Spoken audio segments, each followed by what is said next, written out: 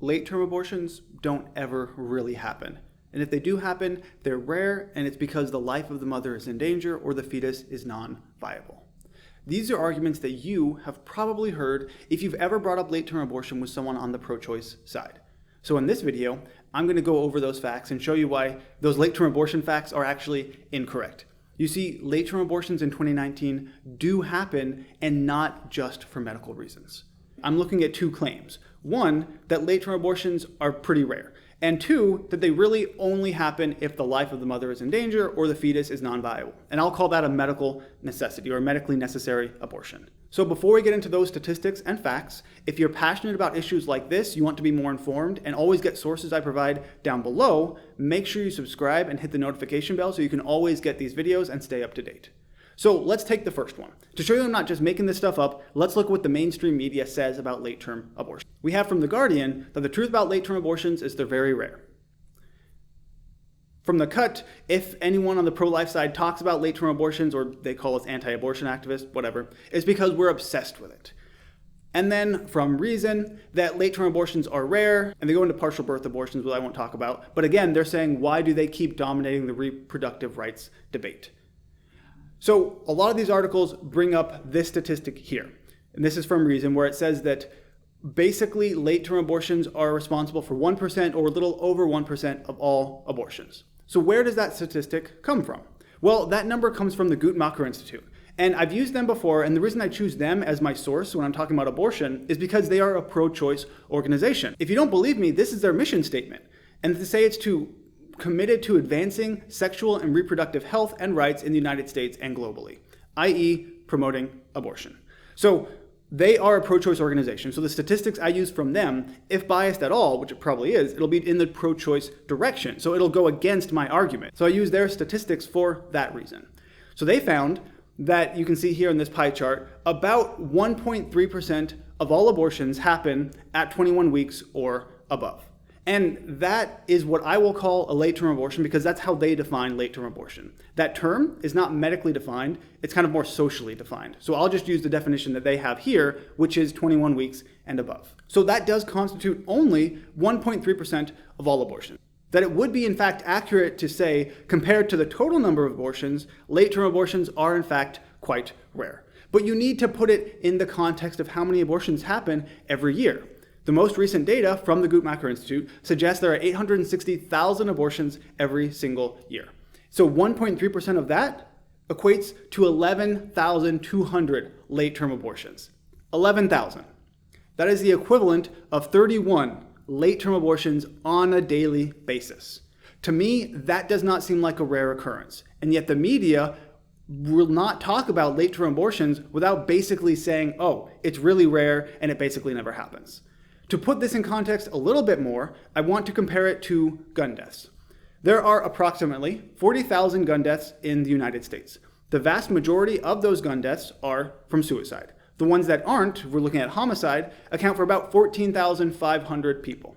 So 14,500 people died from homicide gun deaths in the year 2017, is what we have from the CDC.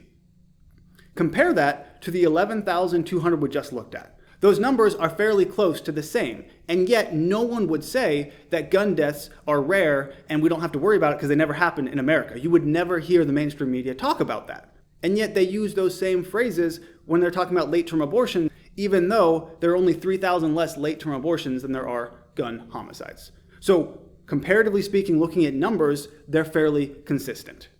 And this just goes to show the hypocrisy of the media by putting forth one thing that fits their narrative while suppressing something that does not.